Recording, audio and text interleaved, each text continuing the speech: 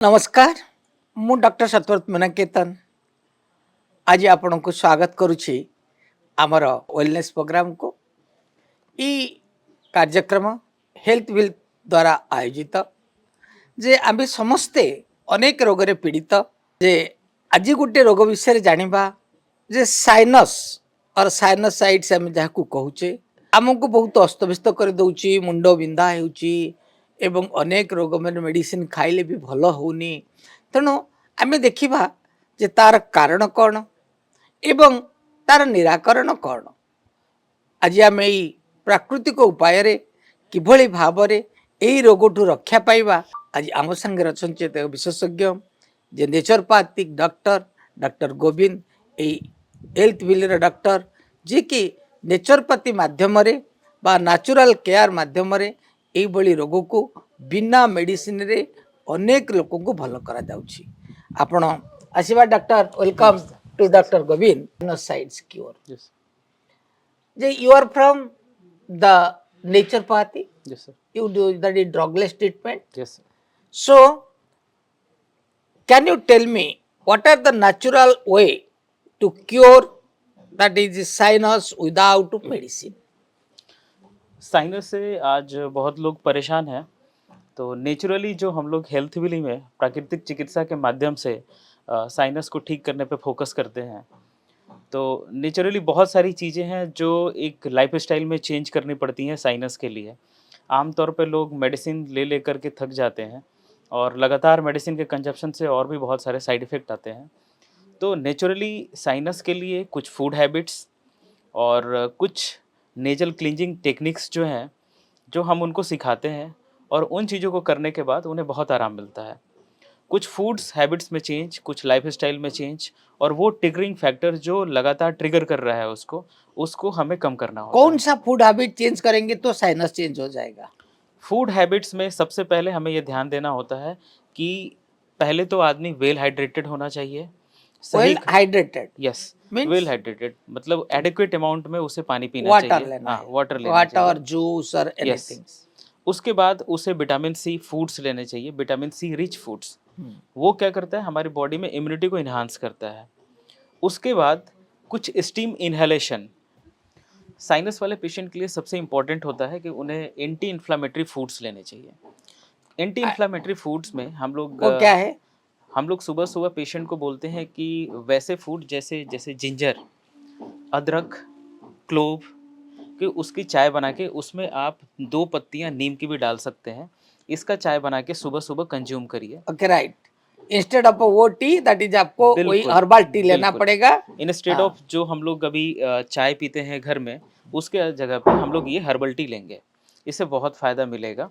इसके अलावा vitamin C rich foods जो भी हैं, इम्यूनिटी को एनहांस करेंगे। For example vitamin C rich foods में आंवला बहुत ही अच्छा विटामिन सी रिच होता है। फ्रूट्स कुछ ले सकते हैं, गुआवा है, ये सब चीज़ें ले सकती हैं। सिट्रस फ्रूट्स बहुत ही अवेलेबल है, संतरा, मौसम्मी, ये सब सारी चीज़ों को ले सकते हैं। ये इम्यूनिटी बढ़ाने में बहुत अच्छा काम करती हैं और हीलिंग पावर को बढ़ाती हैं। तो इन्फेक्शंस को फाइट करने में, कोई भी वायरस को फाइट करने में बहुत ही हेल्प करती हैं। Okay so what not to take sinus के केस में हमें वैसी जैसे ठंडा पानी, ये सब चीज़ें हमें अवॉइड करना चाहिए। साइनस के केस में हमें जो फूड्स अवॉइड करने चाहिए, उसमें जो भी चिल्ड फूड्स होता है, जैसे कोई कोल्ड ड्रिंक्स वगैरह या आइसक्रीम वगैरह, इन सभी चीज़ों से दूर रहना चाहिए।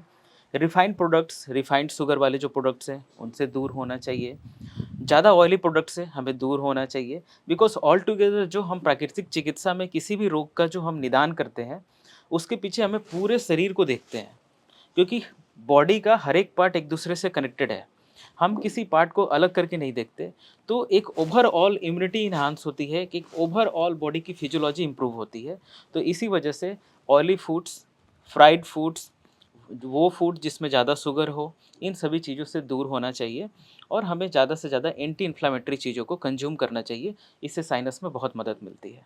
how the food creates the impacts on the body but the second question to doctor what are the daily habits that we should practice and that increases or that clears that cures that is our sinusitis सबसे पहले हमें अपनी दिनचर्या को किसी भी problem को ठीक करने के लिए अपनी पहले दिनचर्या पे ध्यान देनी चाहिए।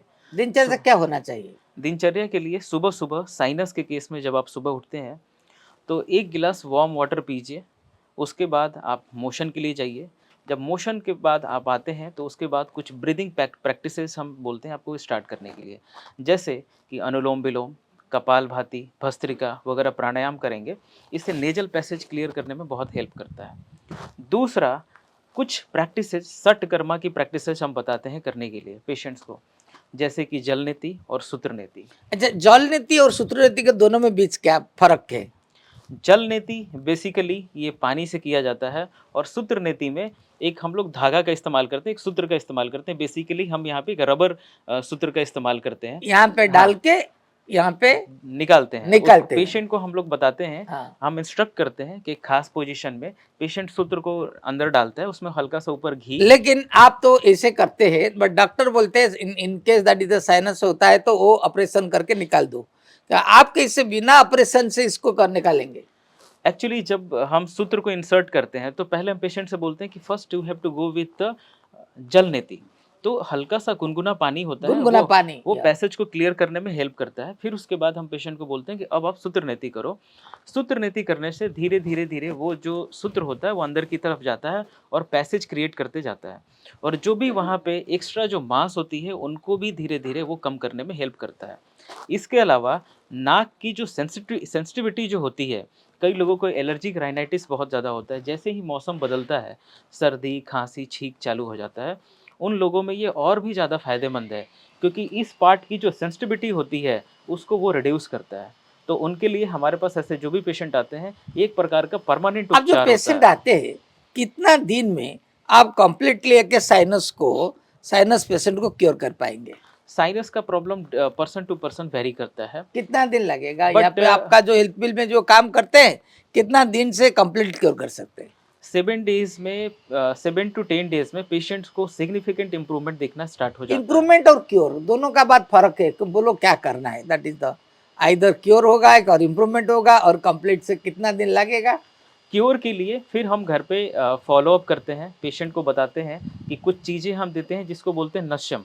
नस्यम का अर्थ होता है हम कुछ उनको लिक्विड देते हैं, कुछ मेडिकेटेड लिक्विड जो वो नाक में डालते हैं, और वो चीज़ों को मेंटेन करके रखता है, चीज़ों को मैनेज करने में हेल्प करता है।